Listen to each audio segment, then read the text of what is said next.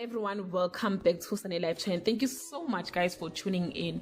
Guys, last week Mnet announced that Somizi requested some time off to deal with his personal issues. Of course, this is after allegations of abuse were brought by his estranged husband Mohalem Taung.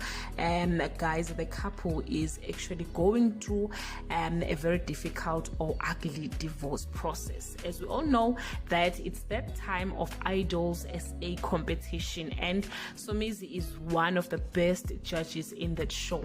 Although he is leaving the show, but viewers will be able to see Mr. Mhlongo on their screen until the 22nd of August 2021, as the auditions were pre-recorded. Guys, the big question is, who will replace Somgaga and fit in his shoes? Some people on social media feels Kelly Khumalo is a suitable candidate to replace Somizi, and for some reasons I also agree. Yes, she can't beat Somizi and the way he entertain us as the viewers, but she can make the things that make the pot to be done, you know.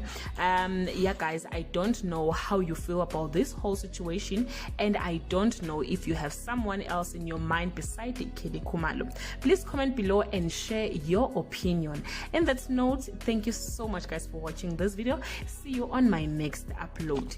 Bye.